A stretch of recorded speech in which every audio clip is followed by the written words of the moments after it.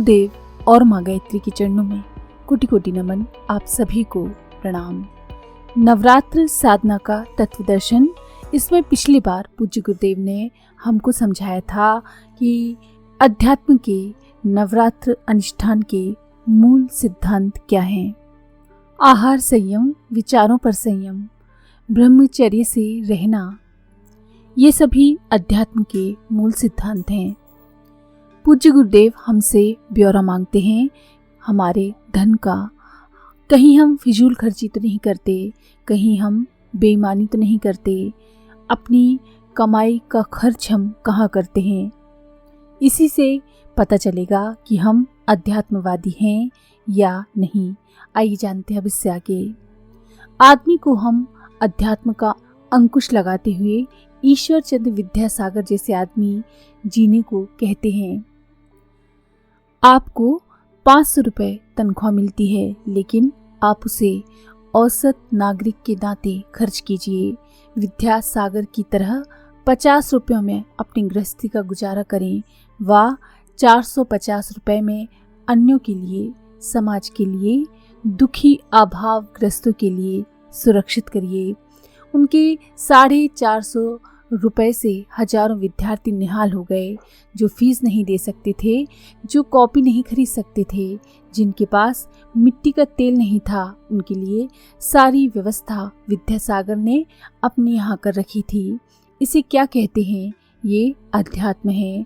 अध्यात्मवादी आप कब होंगे मैं ये नहीं जानता, किंतु जिस दिन अध्यात्मवादी बनने का सिलसिला शुरू हो जाएगा, तब फिर मैं आपको भगवान की शपथ देकर, अपने अनुभव की साक्षी देकर विश्वास दिलाऊंगा कि अध्यात्म के बराबर नकद फल देने वाली चमत्कारी विद्या कोई नहीं हो सकती।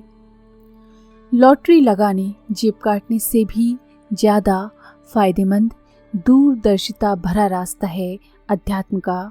ये आप समझ गए तो आपका मानसिक कायाकल्प आध्यात्मिक कायाकल्प हो जाएगा व नवरात्र साधना सफल मानी जाएगी। इस बीच हमने आपको नित्य अग्निहोत्र करने को कहा। जब का एक अंश अग्निहोत्र कीजिए। आप अग्निहोत्र को एक कर्म कांड मान बैठे हैं।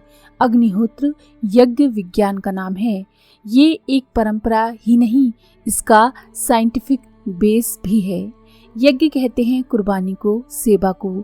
भूदान यज्ञ, नेत्रदान यज्ञ, सफाई यज्ञ, ज्ञान यज्ञ, हजारों तरह के यज्ञ हैं। इन सब का एक ही अर्थ होता है, लोक हितार्थ आहुति देना। यज्ञ कीजिए, पूर्णाहुति दीजिए, पर जन कल्याण का ध्यान रखिए। संस्कृति की रक्षा के लिए, देश और मानवीय आदर्शों को जीवंत रखने के लिए अपने पसीने की आहुति दीजिए, अपने ज्ञान की आहुति दीजिए, उस चीज़ की भी आहुति दीजिए जिसे आपने दबा कर रखा है, अपने बेटे के लिए। मित्रों, अगर आप अय्याशी, फिजूल खर्ची, विलासिता की कुर्बानी देने की हिम्मत दिखा सकें तो यज्ञ सफल हैं। तब आप असली अध्यात्मवादी होंगे। जिस दिन आप ऐसे बन जाएंगे, तब आप देखेंगे असली चमत्कार। उस दिन आप देखेंगे असली भगवान।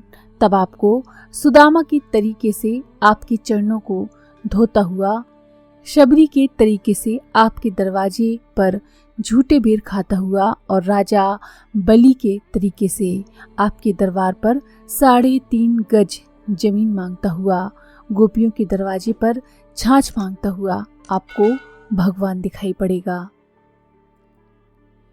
आइए, भगवान ने आपको बुलाया है। जेब खाली कीजिए, बीज के तरीके से गलिए और दरख्त की तरह से फलिए। मैंने यही जीवन भर सीखा व आपको भी सिखाना चाहता हूँ। आपको यदि ये समझ में आ गया तो मैं पूरे मन से आशीर्वाद देता हूँ कि जो भी नवरात्र अनुष्ठान के, गायत्री साधना के चमत्कार आपने सुने हैं, वो आपके जीवन में फलित हो जाएं। आप जिस जिस मकसद से आए थे वो पूरा हो व आप जब भी अनुष्ठान करें समूचा लाभ उठा सकें।